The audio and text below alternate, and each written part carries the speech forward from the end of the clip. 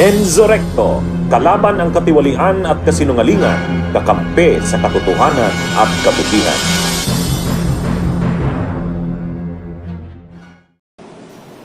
In a unanimous decision today, July 25, 2025, the Supreme Court en banc declared the articles of impeachment against Vice President Sara Duterte unconstitutional, noting that it is barred by the one-year rule under Article 11, Section 3, Paragraph 5 of the Constitution, and that it violates the right to due process enshrined in the Bill of Rights. Therefore, the Senate could not acquire jurisdiction over the impeachment proceedings. However, the court said it is not absolving Vice President Duterte from any of the charges against her. But any subsequent impeachment complaint may only be filed starting February 6, 2026. The case stemmed from 4 impeachment complaints against Vice President Duterte. The first 3 were filed before the House by private individuals and different groups on December 2, 4, and 19 in 2024.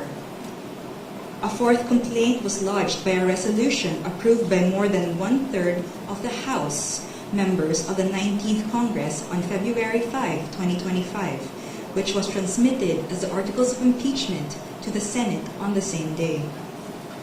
This was followed by 2 petitions filed before the Supreme Court challenging its constitutionality.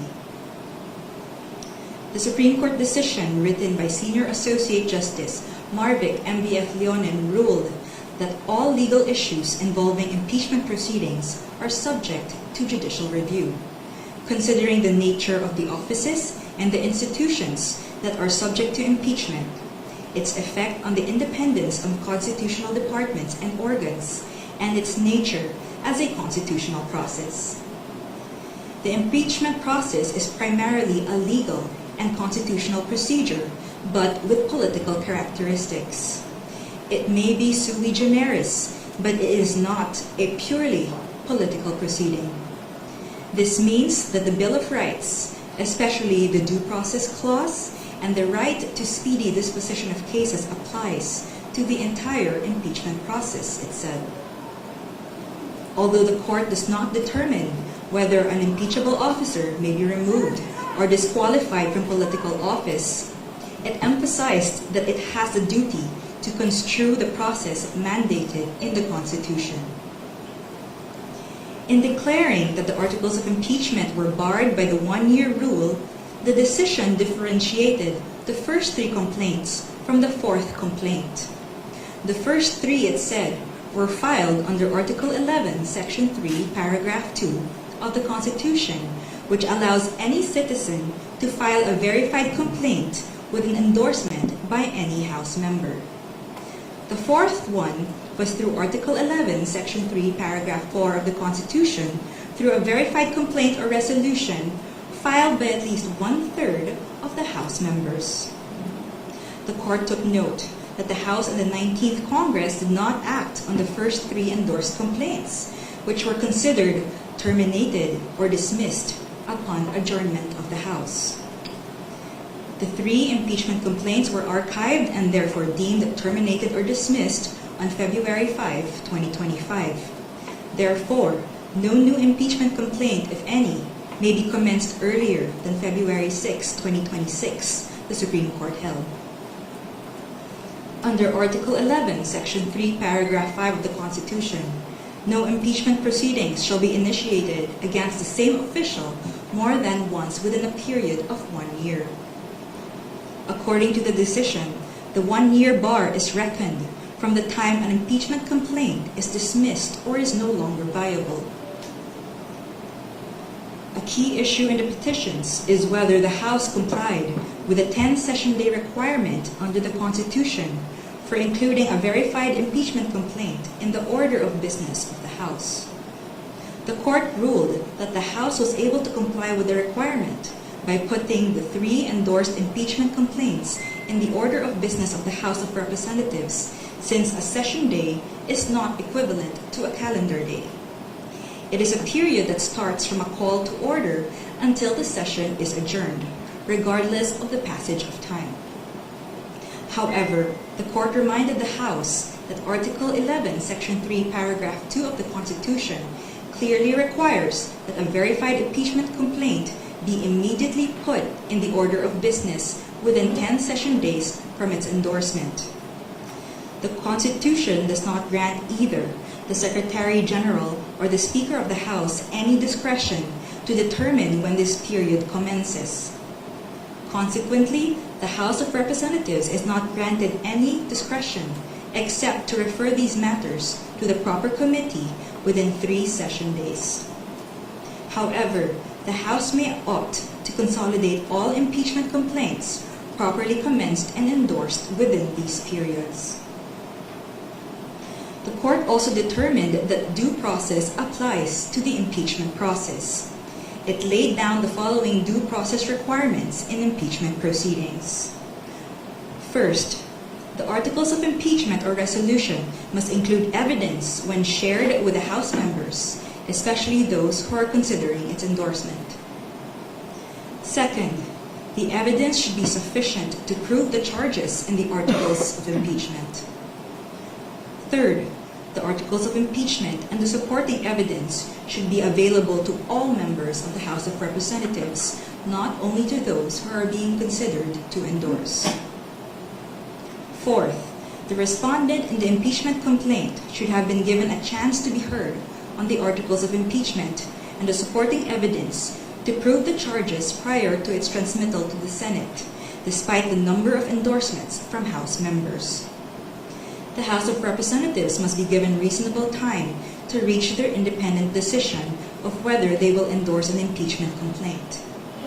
The court, however, has the power to review whether this period is sufficient, but petitioner, who invokes the court's power to review, should prove that officials failed to perform their duties properly.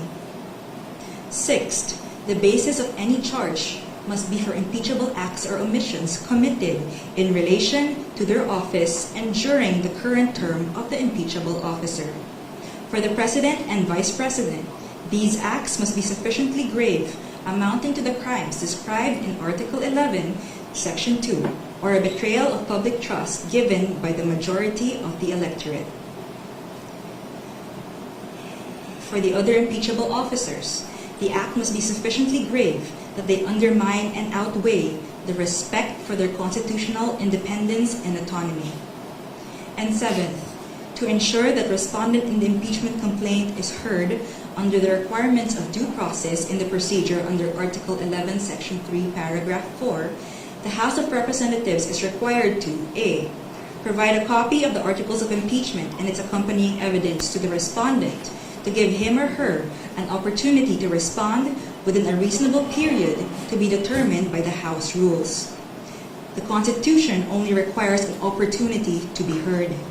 It is up to the respondent to waive this fundamental right and opt to present his or her evidence at the Senate trial. And B. Make the articles of impeachment with its accompanying evidence and the comment of the respondent available to all members of the House of Representatives. It is the House, not 1/3 of the House, that has the sole prerogative to initiate impeachment complaints. Thus, there must be some modicum of deliberations so that each member representing their constituents can be heard and thus convince others of their position. The transmittal will only take place upon the qualified vote of 1/3 of the House. We quote from the final note of the unanimous decision. It is not our duty to favor any political result. Ours is to ensure that politics are framed within the rule of just law. We cannot concede the sobriety of fairness inherent in due process of law to the passions of a political moment. Our fundamental law is clear. The end does not justify the means. We understand our history. We have learned that in the past, momentary desires to do what is convenient and concede means to ends have inadvertently created precedents that weaken the succor of law for those who dissent, or those at our society's margins, or those who may have fallen out of grace from the powers that be. We have learned that the clash of political interests in the past often disguised by noble intentions, has obscured the need to address the real problems of corruption, inequality, poverty, and disempowerment faced by our people. We will not allow that to happen again. We will not hesitate to declare what is legal, just, and right for our people. There is a right way to the right thing at the right time. This is what the rule of just law means. This is what fairness or due process of law means, even for impeachment. End of quote. The Supreme Court's ruling is immediately executory. It shall be deemed served on the petitioners and released upon publication in the Supreme Court website and receipt of the parties of their digital copy in accordance with the guidelines on the transition to electronic filing in the Supreme Court. We urge everyone to read the full text of the decision and the concurring opinions. Thank you very much. Hi, Attorney. Muna na ako. Adrian Ayalin po, ABS-CBN. Hi, Adrian. So, sa madaling sabi, wala pong magaganap na impeachment trial ngayon. Hindi pwedeng mag-hold ng impeachment trial ang Senado. Well, the court said that the House complaint versus the VP is unconstitutional and null and void, and therefore the Senate did not acquire jurisdiction to convene as an impeachment court. Hanggang until February 6, 2026 na hindi pwede. The February 6, 2026, that's the due date. I mean, that's the date until when another complaint can be filed Okay. or initiated. And wala na pong pwedeng magawa ang House of Representatives, as you said, immediately executory. It's immediately executory, but they always have the option to file a motion for reconsideration. Thank you, Attorney. Attorney, Ben Puta po sa Philippine News Agency. To clarify lang, it was a unanimous decision. There was no division among the justices of no It rule. is a unanimous decision, although there were two justices who did not vote. May we know the two justices who did not vote? Yes, so that's Justice Benjamin Kagiwa, he inhibited, and there's Justice Maria Philomena Singh, who was on leave.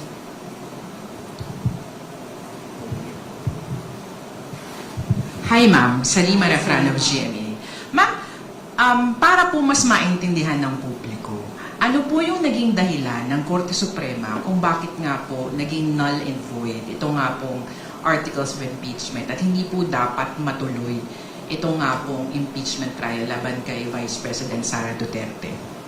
Well, number one, it said that the articles of impeachment, which was the fourth complaint, violated the 1-year period ban. Because there were 3 complaints that came ahead of it. And although Congress was able to include it in the order of business, it did not refer it to the proper committee within the 3 days because they had to adjourn. So the Supreme Court said that they archived it, and as a result, it was terminated, therefore deemed dismissed. So the 1-year ban will start or count from the time it was dismissed. So the fourth complaint could not have validly been transmitted to the Senate. Tapos ma'am, meron din pong sinabi yung Korte tungkol po dun sa hindi nito inaabsuelto. Yes. Tama. Pwede pong pakiulit yun and pakipaliwanag yung parte pong yan. So the court The court said it is not absolving Vice President Duterte from any of the charges against her. So that means, again, hindi siya absolved from any of the charges. But any complaint for impeachment against her can only be filed by Feb 6, 2026 onwards. Kumbaga, pwede pa rin humarap. Pwede pa rin. Hi, Attorney Mikhail Flores of Reuters. Hi. Attorney, just to clarify, so essentially the decision acts on a procedural flaw on the part of the House of Representatives in initiating the complaint, and it does not really act on the merits or the grounds that were cited in the articles of impeachment, because he also said that the the decision does not absolve the Vice President of the charges that are lodged against her. Yes, so the decision does not delve into the merits of the impeachment complaints against the VP, but rather it just said that the impeachment complaint that was transmitted to the Senate was void for being contrary to the one-year ban, and that it violated the due process rights of the VP. And in terms of way forward, when, for example, the House of Representatives invoke their independence as a co-equal and independent branch of government, how is the court planning to weigh on a possible, constitutional crisis should they defy this order of the court and invoke their independence as a co-equal branch of government? Well, right now we cannot answer a hypothetical question such as that, but I am confident that the House and the Senate will respect the decision of the Supreme Court. Thank you.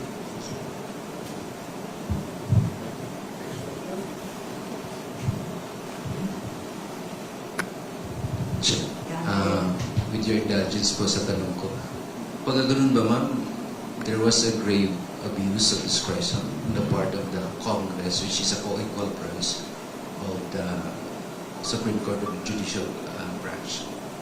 Yes, so under the 1987 Constitution, the Supreme Court was granted the authority to determine whether there is grave abuse of discretion in any part of the government, including co-equal branches. Bunyog, bunyog, halikan na kasama ka. Bunyog, kapag buklod ay may pag-asa. Luzon, Visayas, Mindanao, isa ang pananaw. Sa bagong Pilipinas ang bunyog isisigaw. Bunyog,